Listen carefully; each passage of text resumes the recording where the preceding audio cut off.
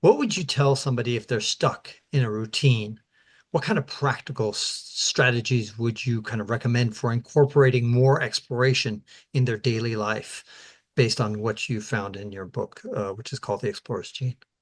Yeah, I mean, I guess step zero is just sort of be conscious of the idea that it's worth taking some chances. It's worth uh, stepping off the beaten path, even though that often means accepting the risk of failure uh, and the chance that things might get difficult. So, step one is just be aware of this that this is beneficial. How do you actually enact this in life? It's tricky.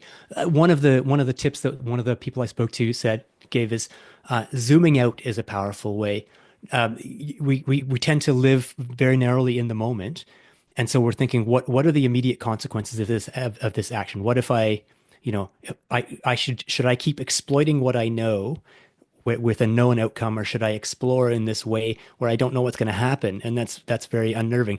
If you're able to zoom out to think about the bigger context, both in the context and also the time frame. If you think about a year from now, looking back on this moment, what am I more likely to be proud of or to regret? And as soon as you do that, most people then tend to have a bias more towards trying the new thing, taking the risk. You're like, a year from now, I'll be glad that I got on the roller coaster or whatever it was. Even if 5 minutes from now, I'll be screaming. And so I think in the context of making decisions or taking chances, if you're able to zoom out and think about the bigger picture, not how will I feel in 5 minutes, but how will I remember this? That can be one way of triggering it. That's a really good practical advice, Alex. You have run, your first book was about endurance, and you are an exemplary figure in this. I can't remember. I think your personal record is definitely under 3 hours. I've run a marathon in 2:44. I So, was yeah. I was more of a miler, a middle distance runner. Yeah. Okay. And you're so you do a 1 mile, your fastest mile was? The metric version of the mile, 1500, if you convert that to a mile, it's just over 4 minutes by hundredths of a second, which I will regret for the rest of my life. Right.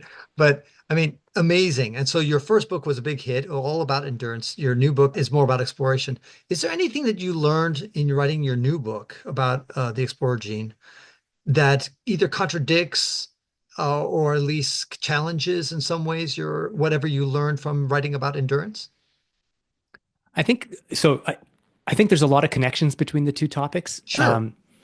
Like I think and I think my views on exploration were really informed by my experience, by both my experiences as a runner and then my experiences as a journalist writing about the science of human limits. So I think, for example, one of the scientists I spoke to for the Explore book framed it as, why do people do hard things? Why do people do run marathons, for example? Because we're not born knowing what our capacities are. We're not born knowing where our limits are. So taking on a challenge like running a marathon is a form of exploration, trying to discover what our own limits are. So to me, running has always felt like a form of exploration.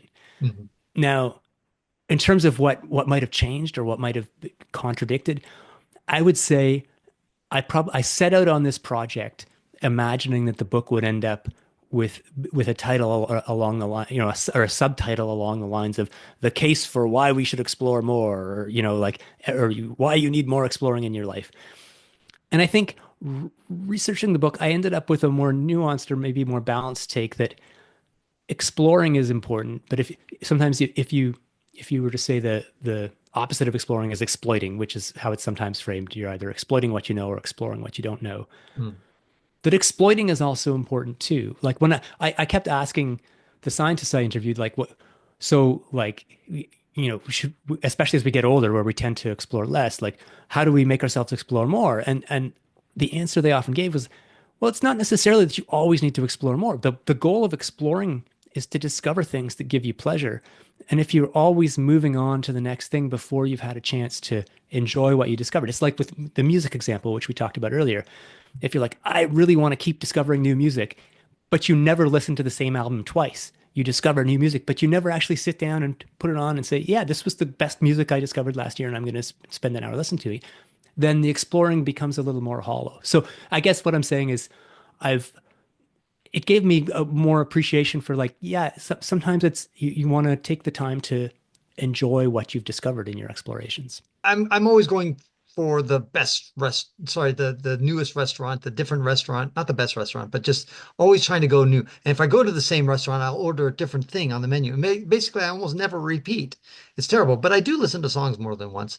That's But good. so at least I'm not completely incorrigible. But um, people like me that tend to pursue novelty to an extreme, probably you would say, hey, maybe you should kind of exploit a little bit more and just kind of revisit old haunts and that kind of stuff. I would be cautious about telling people how to live, but like depending on your wiring, that may be what makes you happiest. But I would say, give it some thought that rather than reflexively thinking newer is always better, and I think about this when I read books too, because there's an infinite number Right, of books in the world, right. and there's very little reason to reread books because there's so many great ones.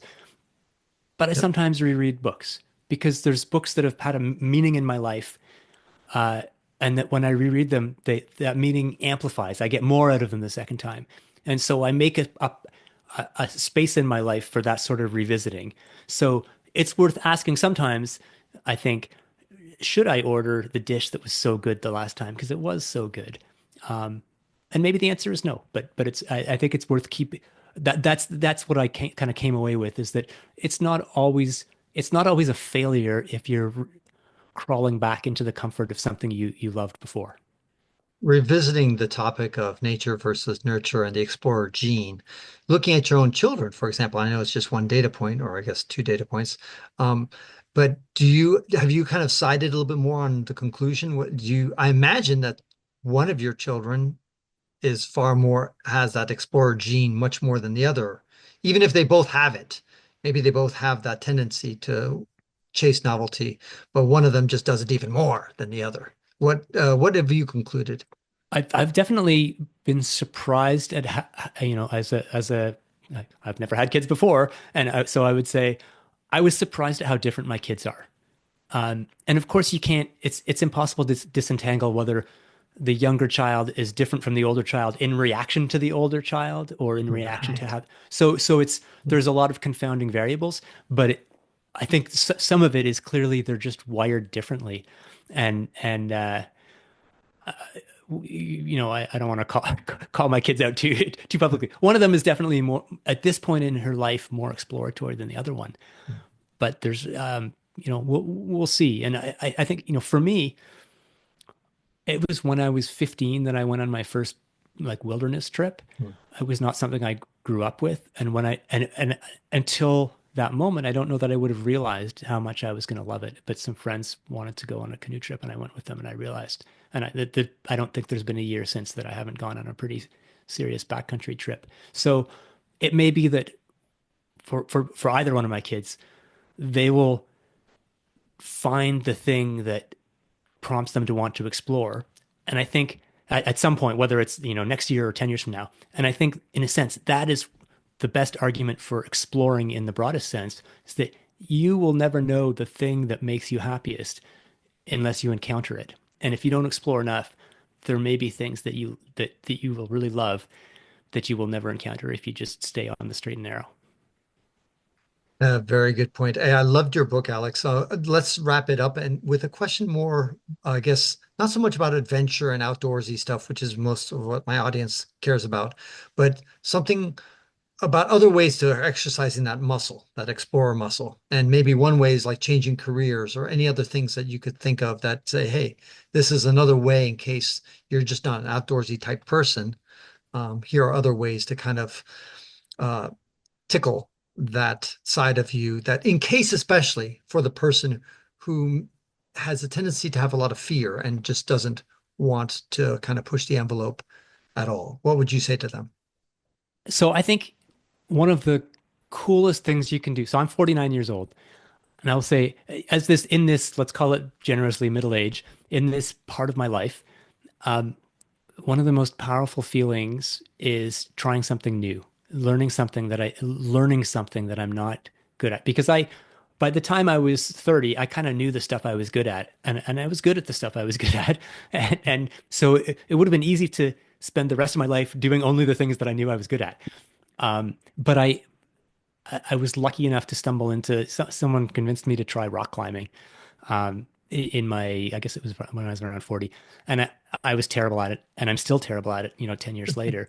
Um, but but it was it was such an eye-opening experience to be in that realm of beginner again. Right.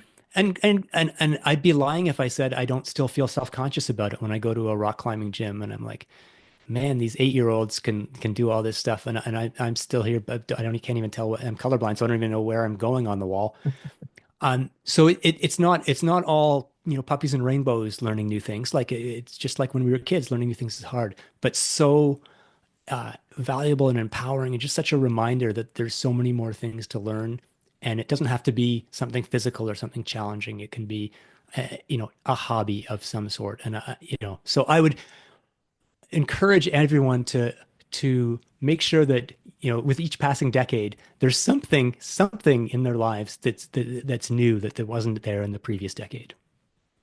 Excellent, excellent advice and an excellent book. I really congratulate you for writing your second book. And I think this is going to be a hit. It's called The Explorer's Gene. Alex Hutchinson is the author, and I really appreciate your time. And send people to which website, where should they go to find out more about you and to follow you on social media, things like that.